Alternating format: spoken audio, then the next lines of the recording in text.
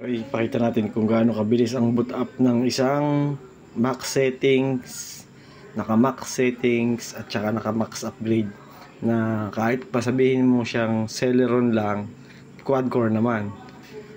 Ito ay naka SSD at saka naka max RAM. Max RAM nito ay 8GB pero okay na siyang panggamit yung ginagamit ko sa mga program. Paksa natin kung gaano kabilis.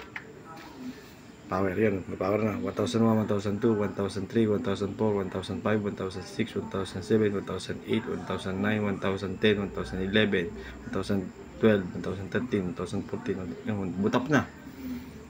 Okay,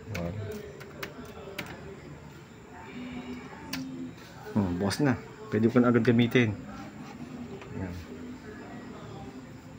Tapos ang naka-max set siya kaya ganyan siya kabilis. Puntahan natin yung application niya. Yan,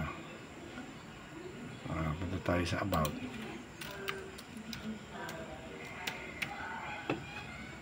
About.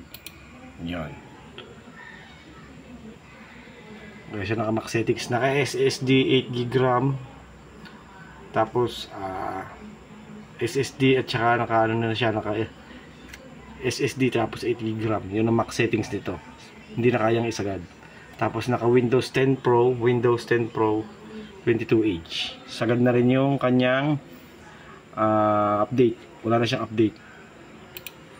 Ito kahit laging bukas yan, walang problema. Ito kahit laging bukas yan, walang problema. Pakita natin yung ano. Yan, wala na siyang lalabas na update.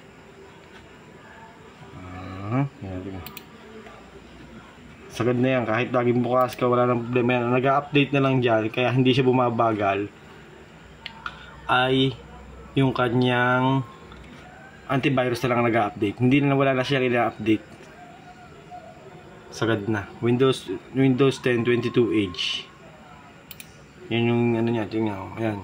Ito kasi pag may update, dito mo makikita. Yan dito. Lakihin natin. Yan, dito mo makikita pag may nag-update siya, napupuno lahat yan. Marami, yung graph niyan tumataas. Kada lahat ng gagawin mo, tumataas ito. Yan, gumagano ng pupuno lahat yan pagka may update. Kaya sabi nung iba, nabagal daw ang mga laptop at saka computer pag may update. Totoo naman. Eh ito, wala na. Tingnan nyo, nasa dulo na nga eh. Ay, hindi mo na nahihirapan ng CPU. Yan, gumagalaw, sumisipa lang siya ng ganon. Kapag may ginagawa ako, nag-click ako, yun.